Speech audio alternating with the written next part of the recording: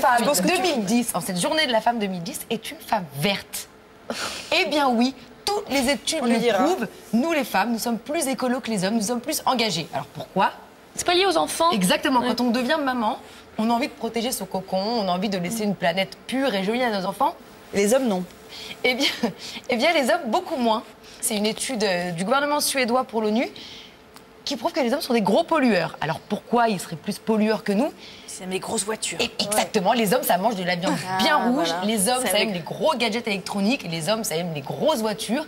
Et le concept d'appuyer moins sur le champignon pour émettre moins de CO2, ça leur passe, mais alors à 30 000 bornes au-dessus de la tête. Donc, cette étude concluait en expliquant que c'est par le biais des femmes que la cause écolo peut avancer. Eh bien, moi, je dis non. Non, parce que ça veut dire quoi, si on parle de ça? Ça veut dire que c'est encore à nous de nous taper tout le boulot. Voilà. Ouais. Merci. Eh bien non, voilà, soyons féministes et écolo, il en est hors de question. Alors, on fait quoi? J'ai deux solutions. La première, soit on s'en débarrasse. C'est absolument pas légal. Les hommes, on les tue. On les achève, on les pend, on les court. Mais est-ce qu'il faut les trier? Avant de les jeter, est-ce qu'on trie les hommes? Eh bien, on devrait inventer une décharge spéciale homme. Mais c'est pas légal.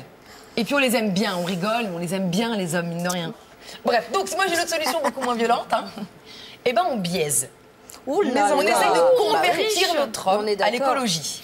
On n'y va pas frontalement, on le fait pas ci, fait pas ça. On crève ça va le de la culpabiliser. Attendez, j'y arrive. J'y arrive. On les fait pas culpabiliser, ça ne sert à rien.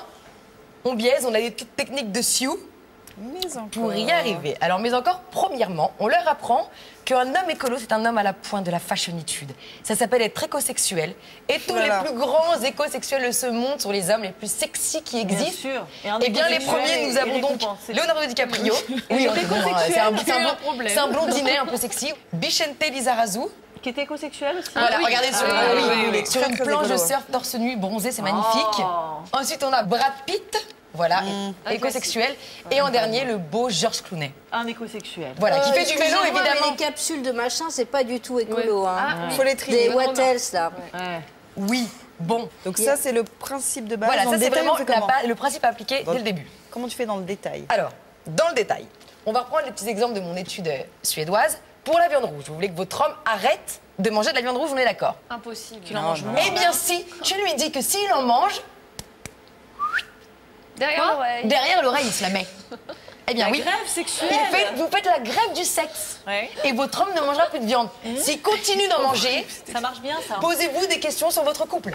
Elle est dictatoriale. Attends, ça marche très très bien, c'est un argument de choc. Mais pour tout, ça marche pas qu'avec la viande. Bien sûr, on peut le faire pour les tâches ménagères, voilà, on peut le faire pour obtenir. Vous avez essayé? Parvenir à ses fins? Non, moi j'ai pas essayé parce que mon homme est écolo. Bon, autre idée, Charlène. Ensuite, autre idée. Les gadgets électroniques. Les hommes aiment beaucoup, et bien il va falloir flatter son penchant geek. Vous lui achetez un matériel dernier cri informatique écolo, bien sûr. C'est l'ordinateur en bambou. D'accord. La coque est aussi en bambou. Elle est également en bouteille de lait. C'est super joli. Il est très beau. En plastique recyclé. D'accord. Logiquement, avec ça, il devrait s'en sortir.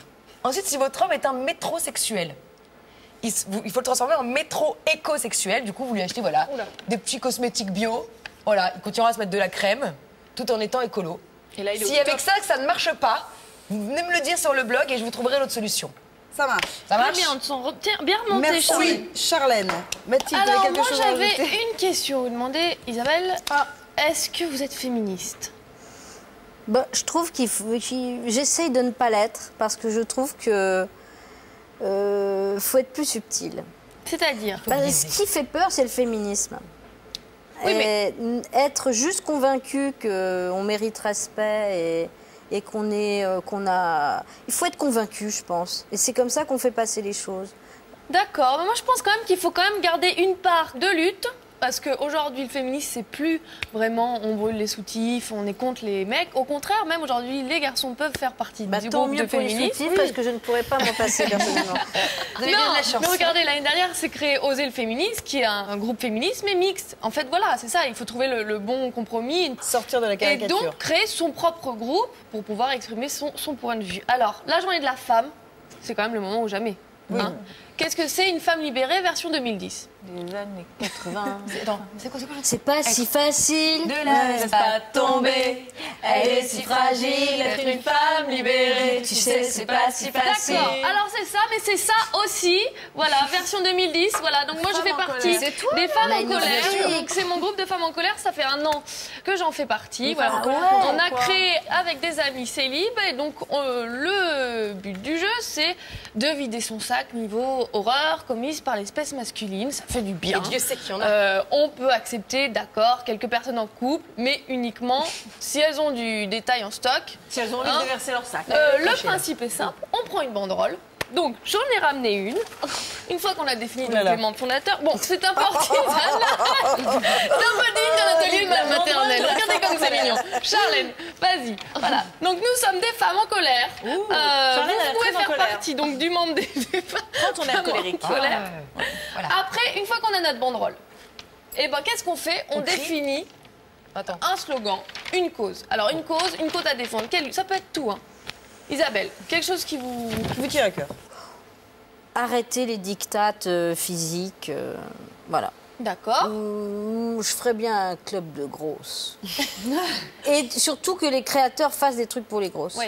Moi, je leur conseillerais d'embrasser leur droit à la futilité sans avoir à constamment se justifier sur leur intelligence. Parce que déjà que les hommes ont souvent tendance à nous dire que si on est un petit peu frivole comme ça, c'est qu'on n'a rien dans le citron. Mais en plus, les femmes elles-mêmes voilà, se mettent tout le temps dans cette position. Non, mais je suis pas que... je suis fashion, mais pas victime, etc.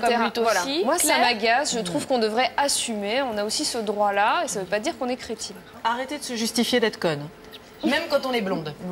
Voilà, parce que surtout quand on est blonde. Ouais, non, quand même, il y a quelque chose d'un Il y a quelque chose de plus important, non, je suis d'accord. C'est vraiment au quotidien. Ouais, c'est les tâches ménagères, franchement. Les tâches ménagères, la répartition des tâches. C'est quand même un sujet récurrent et sensible. Selon l'INED, en 2009, les femmes françaises assumaient le ménage à 80% chez elles. Donc, du coup, une fois qu'on a milité, qu'on a notre cause commune, et ben qu'est-ce qu'on fait? Ben, on passe à l'action. Oui, bah tiens, on passe dans l'action et qu'est-ce qu'on fait? On va plaquer du mec dans la rue. Et une technique très répandue au rugby. Et alors, on y va. Alors d'abord, on choisit sa proie. Comment là? On y va. Allez, vas-y, blam. Et donc là, on le chope et on le ramène chez soi. On le traîne, mais pour une bonne raison. Non, on lui fait un petit... qu'est-ce qu'on lui fait? On lui fait écouter Jean-Luc Lahaye, femme, pour lui faire un petit lavage de cerveau et pour qu'il comprenne ce que c'est vraiment d'aimer une femme. Voilà, il a compris le message. Voilà, ils ont très bien. Une fois qu'il a compris, on le sort, on lâche, on lui fait faire un joli ménage. Mais on l'équipe parce qu'on est sympa et on prend des gants de préférence petits pour que ce soit un peu difficile. On lui met un tablier des plus distingués. Et puis, une fois que c'est parti, allez, et la serpillière, c'est du poulet ou quoi là? Voilà, donc là, il le fait. Et après, vous choisissez l'homme, par exemple, qui ouvre la porte et qui vous fait une révérence. L'homme, quand vous allez prendre une douche, qui teste la température de l'eau pour vous. Hein? C'est bon, on peut y aller. Et puis, je vous conseille aussi très pratique, l'homme peau de bête. Très design en pied du lit. Voilà, c'est toujours très utile. Donc, inutile de rappeler que cette technique de plaquage marche pour toutes les luttes. Donc, allez-y. C'est grâce à tout ça que l'année prochaine, nous fêterons la journée de l'homme. Et ben voilà.